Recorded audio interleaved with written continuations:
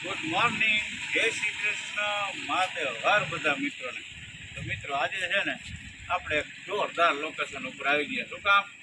તમારા બધા માટે. એટલે તમારા બધે છે ને આજે એવો મસ્ત વિડીયો છે ને એટલે ખાસ બધે કોમેન્ટ કરવાની ને પોઈન્ટ આપવાની. આપણે ક્યાં આવી ગયા ખબર છે?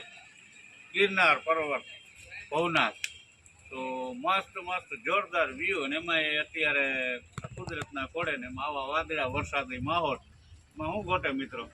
તો ખાસ વિડીયો જોજો આગળ, અને જોવો જ પડશે મિત્રો, કારણ કે વ્યૂ જેવા છે એટલે બધે જોવો જ પડશે. તો ખાસ જોજો અને આગળ જોવો તમે. કુદરતી વાતાવરણ પહેલાં તો બતાવો. વાતાવરણ જોરદાર વાતાવરણ છે, કુદરતી દ્રશ્ય બધા.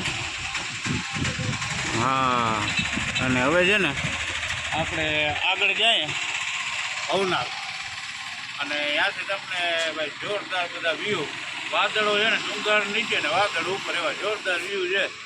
અને વાંદરા ને ધમાલ ને જોરદાર મોજ આવી જાય. તો ચાલો મિત્રો આપણે જઈએ ભવનાથ.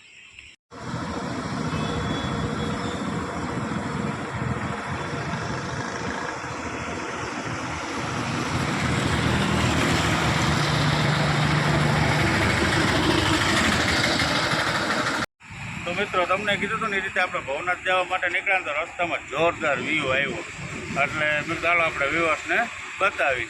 તો મસ્ત લીલા છમ જેવા બધા ઝાડવા અને એવા વ્યૂ છે પર્વતના, તેમાં કાંઈ ઘટે જ નહીં ભાઈ. કુદરતના ખોળામાં એકવાર ચોમાસા દરમિયાન જરૂર આવજો. અને જો આ પર્વત ઉપરથી બધું પાણી આવતું હોય ને એના જોરદાર સીન છે. જો આ બધા જો પર્વત ઉપરથી પાણી આવે તો આ રીતના આમ જાય ઝાડવા, અને કંઈક ઓર જમાવટ છે મિત્રો. તો છે ને હવે બધા મિત્રો છે ને આગળ આપણી સાથે ચાલો વિડીયોમાં. ભવનાથ જોરદાર મસ્ત વિડીયો, અને અહીંના વ્યૂ પણ કંઈક અલગ છે. તો તમે પણ ખાસ જોજો બધા. હાલો જો તો આપણે આગળ નીકળી ગયા છે આપણી રામપિયારી લઈને.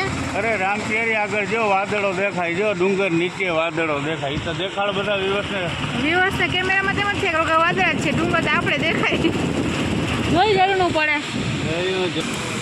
જો આ છે ગિરનાર પર્વત ઉપરથી એમને પાણી આવતા આવતા જો આખું ઝરણું પડે છે મસ્ત મજાનું.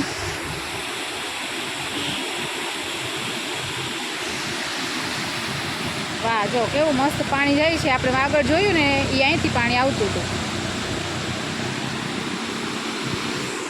આપણે જો કેવું પાણી આવે ધોધમાર. જોરદાર ગિરનાર પર્વતના ઝરણા છે ભાઈ.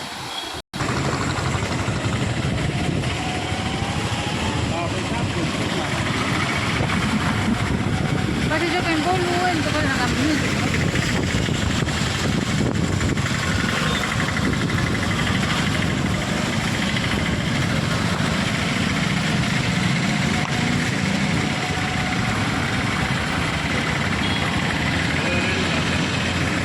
હાલો મિત્રો, તો હવે આપણે આવી ગયા છે દામોદર કુંડે, એટલે દામોકુંડ.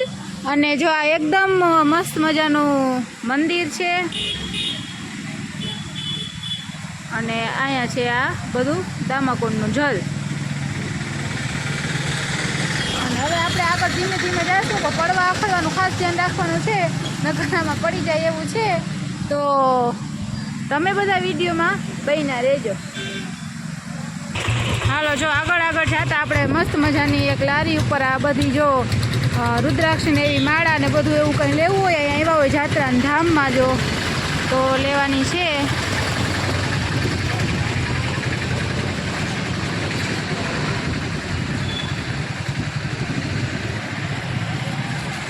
તો મિત્રો આપણે પહોંચી ગયા દામોકુંડ.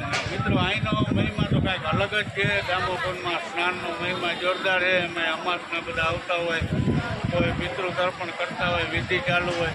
તો જો તમને બધો નજારો બતાવી દામોદર કુંડનો, મંદિરનો, પર્વતનો જોઈ શકો છો. જો મિત્રો દામોકુંડ બધા યાત્રાળુ આવે, શ્રદ્ધાળુ પૂજા વિધિ કરે, કોઈ પિતૃની વિધિ કરે. જો અહીંયા વિધિ ચાલુ જ છે. જો યતીન કુમાર કરાવે વિધિ.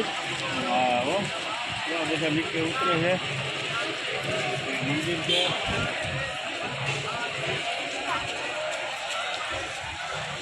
જોઈ ગયા ધ્યાન પડી ગયું એમ.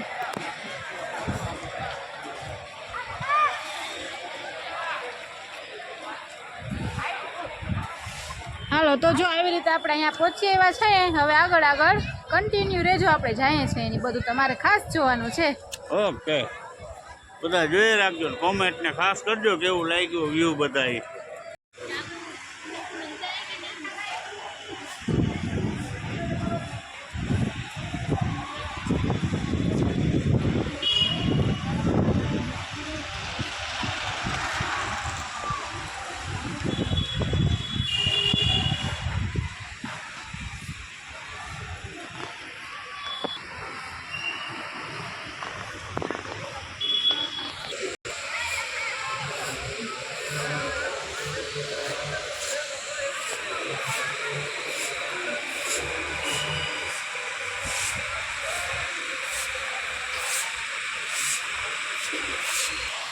જો ઓલા ઊભી ગયા ત્યાં મારી પહેલાં જઈને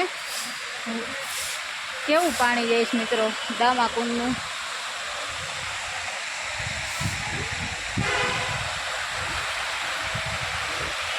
શું કરો?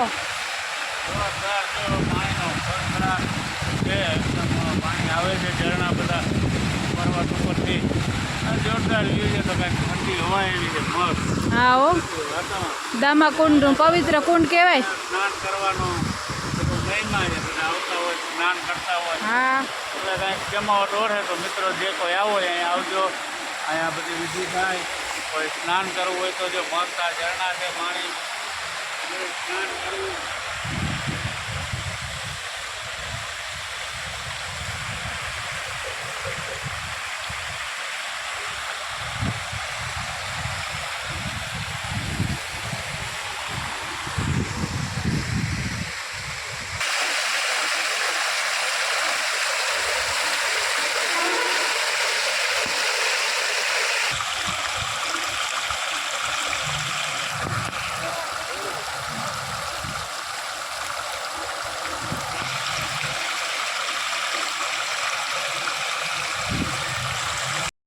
તો મિત્રો છે ને મસ્ત આપણે વિડીયો ઉતાર્યો. હવે આપણે ભવનાથ અંદર પહોંચવા જાય પહોંચી જ ગયા છે, પણ આ વિડીયો લાંબો થઈ જતો હોય એટલે નેક્સ્ટ બીજા વિડીયોમાં આગળ જોજો બધા જોરદાર જમાવટ.